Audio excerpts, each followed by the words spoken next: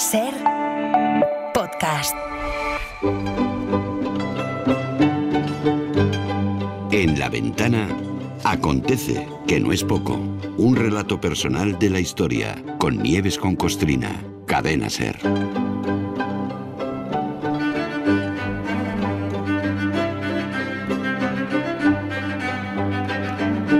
Hola Nieves, buenas tardes.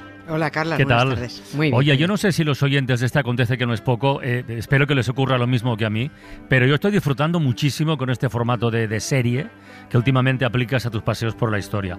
Porque esto, hay que recordar el motivo, ¿no? Que es muy, en fin, muy evidente. Si hay un episodio que se puede contar del tirón, pues se cuenta.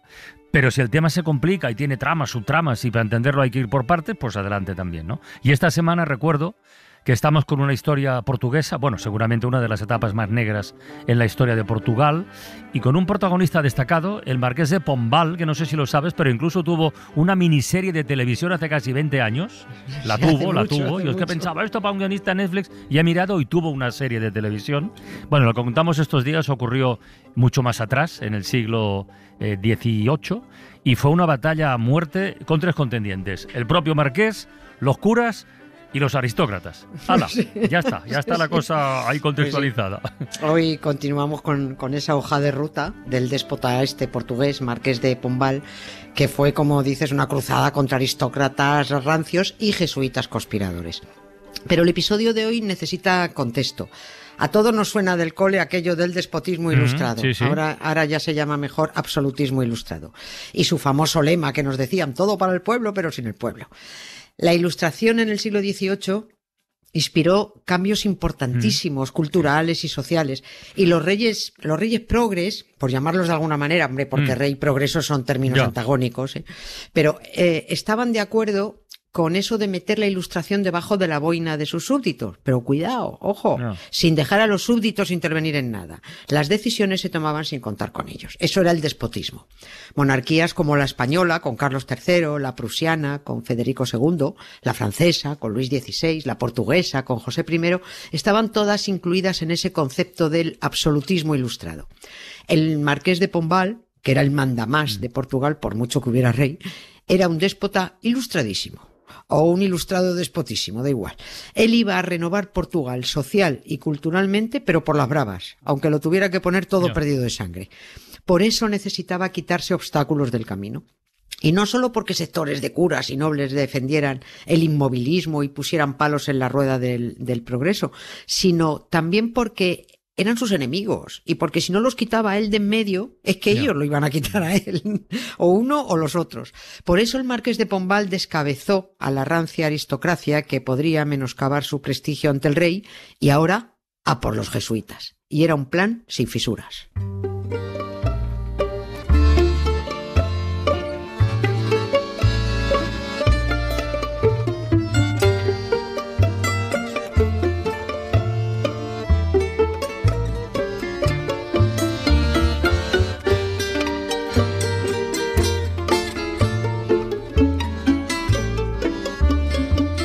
Vamos a recordar la importancia del contexto que tú comentabas.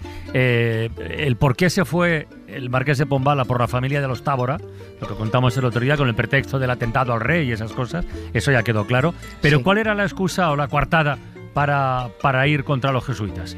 Pues que también estaban implicados en el complot, pero bueno, sin una sola prueba. Las excusas y podía poner todas. Y con el agravante de que a los jesuitas no podía ejecutarlos, no podía montar una farsa de proceso como hizo con los nobles, ni amañar un tribunal. Y además, a ver, piano, un paso después del otro, porque el Marqués de Pombal no iba solo a por 3 o 4 jesuitas, él iba por todos. Pero lo que decía antes, tenemos que poner contexto. Y aquí hay dos contextos para entender cómo se justificó la expulsión. Para conocer uno nos tenemos que ir a América, y con el otro no hace falta movernos de Portugal para conocer a un jesuita, a un imbécil, porque era un imbécil, a un mal bicho que este tío se pasó de frenada. Se llamaba Gabriel Malagrida. muy bien relacionado con la familia real y con las más refinadas familias lisboetas. Como los curas no pierden oportunidad de sacar tajada, y encima los jesuitas son especialmente hábiles para ello, el terremoto de Lisboa de 1755, como todas las catástrofes, fue una nueva oportunidad de negocio para la Iglesia. Para acojonar al personal con eso de la ira de Dios, para tener a los portugueses aún más sometidos, para conseguir más clientes, más recaudación. Y al jesuita Malagrida no se le ocurrió otra, al año siguiente del terremoto, en 1756, publicar un libro titulado Juicio de la verdadera causa del terremoto. ¡Ay! Verdadera causa. Esto metemos lo peor. No tiene pinta de que ese libro utilizara argumentos científicos, ¿no? Que se ocupara de la tectónica de placas y cosas de estas. No. Vale. Mira, por concluir rápidamente, según el jesuita, el terremoto era consecuencia, y abro comillas, de nuestros pecados intolerables. Esto cabreó mucho al marqués de Pombal, porque el marqués había distribuido por todo Portugal instrucciones, lo hizo perfecto esto, de lo que había que hacer si volvía a producirse otro terremoto, calmando a la población, explicando que eran fenómenos naturales, y el jesuita, en plan réplica, como si fuera un terremoto, sale con su libro diciendo que todo era castigo del tal Dios, que estoy un canalla, porque no tiene otra cosa que hacer en el cielo que pergeñar planes para putear a la población, está claro. Malagrida decía en su libro que nada de lo que se estaba haciendo por volver a la normalidad en Portugal sería útil. No había que hacer nada salvo aguantar los designios divinos y rezar. Rezar mucho, organizar muchas procesiones y montar algún que otro auto de fe y quemar unos cuantos herejes y unos judíos. Eso que no falte nunca. Claro, por supuesto, por eso anima mucho el cotarro callejero. El marqués de Pombal tenía a Malagrida y a unos cuantos jesuitas metidos entre ceja y ceja. Y tras el atentado del rey, ahí aprovechó para implicarlos. Los encarceló porque no podía juzgarlos y además no aspiraba a cargarse a un puñado de jesuitas. Este tío era ansia viva contra los jesuitas. Al infierno.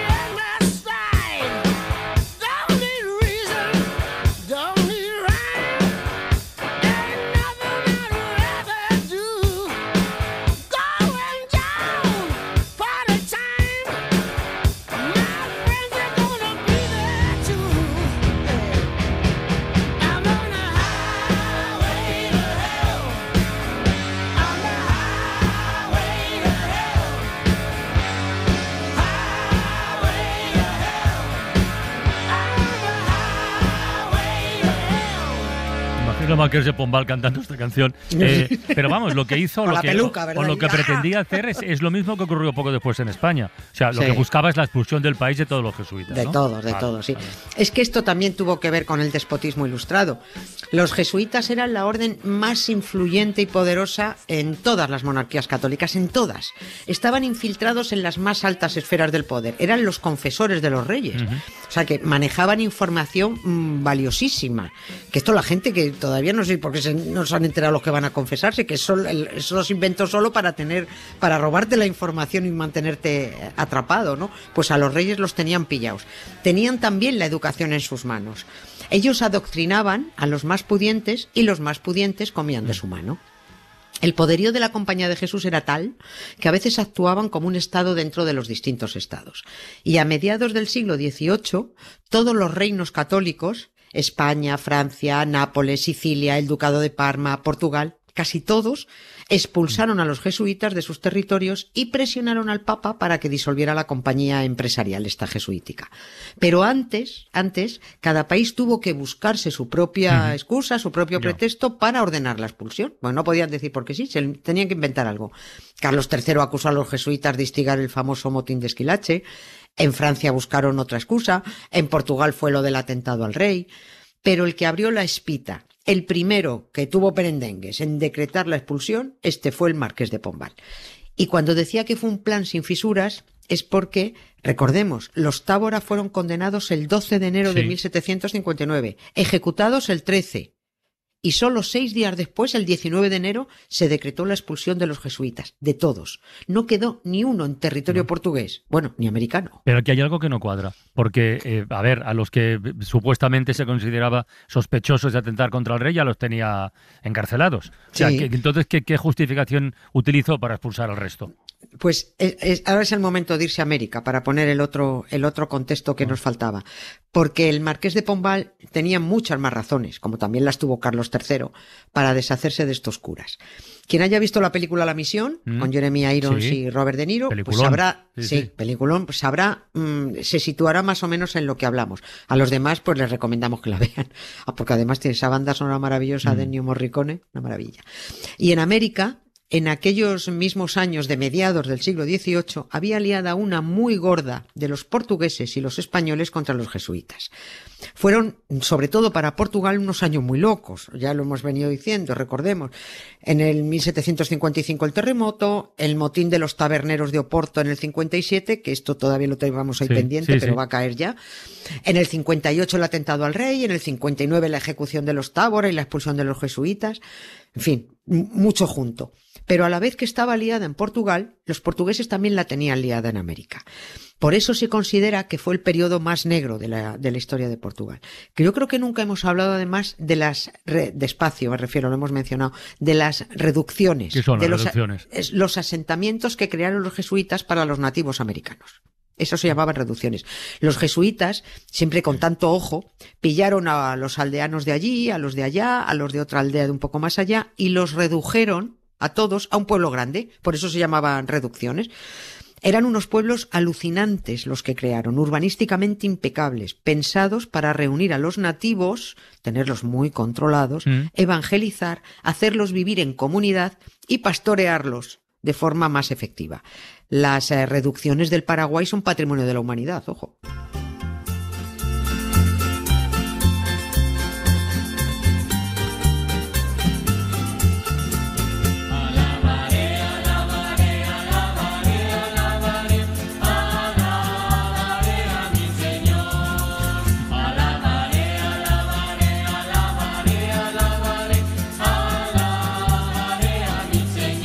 O no, pero bueno, volviendo a la peli, a La Misión, claro, lo que se cuenta en esa película es la historia de la creación de una de estas reducciones. Claro, eso precisamente es lo que es eso, claro. Exactamente, sí. Bueno, pues los jesuitas, que también vieron oportunidad de negocio en América, crearon 30 pueblos misioneros. 30 reducciones, donde hacían y deshacían. Mandaban ellos, organizaban ellos a los guaraníes. Según unos, no esclavizaban, según otros, sí. Pero la manera jesuítica, o sea, que pareciera que no, como lo hacen ellos. El proyecto misionero estuvo muy bien hecho, pero con unos clarísimos intereses económicos y evangelizadores. Eran prácticamente autónomos, casi actuaban al margen de las coronas de España y Portugal. Y en 1750 se tensaron mucho las relaciones de los jesuitas con los reyes de España y Portugal, porque los dos reinos firmaron un acuerdo que se llamó el Tratado de los Límites, donde por fin quedaba claro de una vez por todas los territorios que eran de Portugal y los que eran de España. Llevaban embroncados por esto 200 y pico años. Este acuerdo obligó a 7 pueblos de jesuitas españoles, a 7 reducciones, a levantarlos, a hacer mudanza, porque donde estaban asentados era territorio que había que entregar a Portugal. Los jesuitas se negaron, los guaraníes también, porque estaban a gustico ya donde estaban, y ya se habían hecho a un modo de vida y a una estructura social que no les venía nada mal. Como no se iban, tropas españolas y portuguesas fueron a obligarles a irse, y como los jesuitas se habían encargado ya de facilitar armas a los guaraníes, pues se lió muy gorda.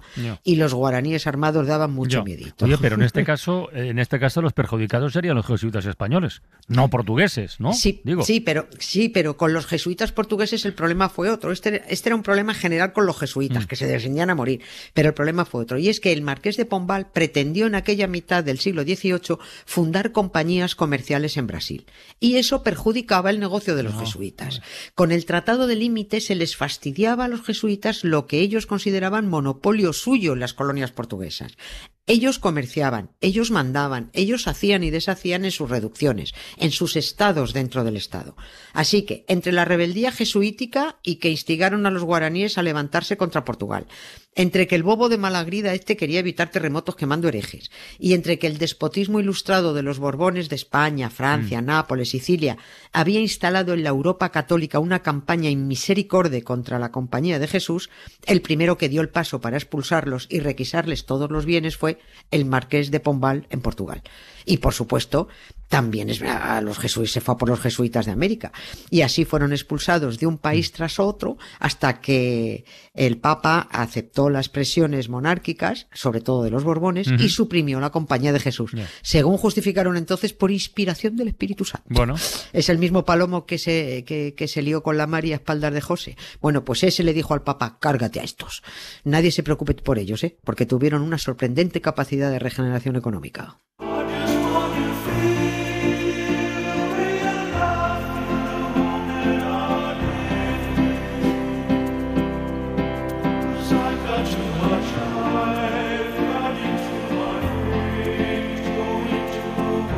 La musiquita es chula, ¿eh? Esto no me lo puedes negar.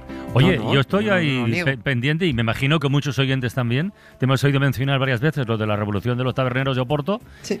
Mañana igual sería el día, ¿no? Pues y así cerramos la serie ya. Ay, la que se lió. Sí. Pues venga, mañana más, Nieves. Un beso, muchas gracias. Adiós. Para no perderte ningún episodio, síguenos en la aplicación o la web de la SER, Podium Podcast o tu plataforma de audio favorita.